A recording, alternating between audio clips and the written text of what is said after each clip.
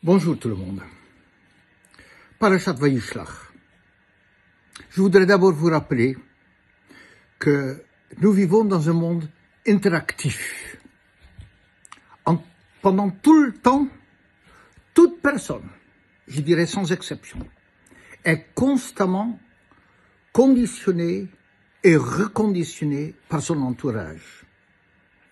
La façon dans laquelle on voit l'autre, on est vu par l'autre, que ce soit les amis, que ce soit les voisins, les gens de la rue, la famille et les collègues du travail, le patron, qui que ce soit. Pendant tout le temps, on est obligatoirement reconditionné par le monde qui nous entoure. La puissance sociale est si grande qu'on ne peut pas y échapper. Et ce n'est pas seulement pour le bien, ce serait bien, mais c'est d'autant pour le mal.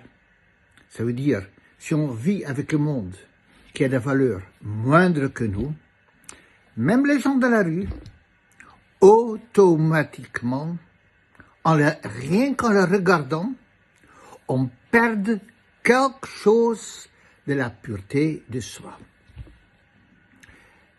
C'est un grand problème.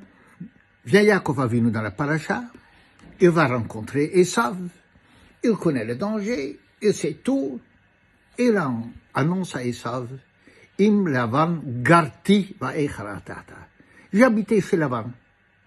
Alors le mot lagour, en hébreu moderne, ça veut dire habiter, mais pas dans l'hébreu du Chumash. Dans l'hébreu du Chumash, habiter, ça veut dire la chevette. Comme un paracha plus loin, Vayeshev Yaakov, il a habité. Ici, c'est le verbe lagour, séjourner, être de passage. Et le mot guerre, c'est un étranger. Donc Yaakov Avinu est en train de dire quelque part à Esav, tu sais, j'étais pendant 22 ans chez Esav et je suis toujours resté un étranger. Rashi va expliquer, l'olamad timima asaf. Je n'ai rien appris de lui, de social. Lavan n'a en rien conditionné la pureté de mon comportement. Il n'a eu aucune ascendance sur ma personne. Ça, c'est une déclaration incroyable. Ça frôle l'impossible. Comment est-ce qu'on peut être 22 ans et rester en guerre et de ne rien prendre? Les Juifs polonais qui se sont venus en Amérique, ils se sont assimilés. On n'a que regarder les Juifs qui étaient purs à Maroc et qui enseignaient la Torah toute la journée à leurs enfants. Ici, tant ils ont mis dans les écoles publiques, et dans lesquelles ils étaient préoccupés pour profanes. Pourquoi? Parce que ça, c'est la puissance sociale dont on ne peut pas échapper. Et Yaakov Avinu dit, non, qu'il n'a pas subi la pression de son entourage. Mais comment est-ce que c'était possible? Rashi va répondre à cela. Il va amener le fait que le mot garti, c'est la même valeur numérique et c'est les mêmes lettres même de Tariaq de 613. Donc il va dire, chez Lavan, j'ai respecté les 613 mitzvot.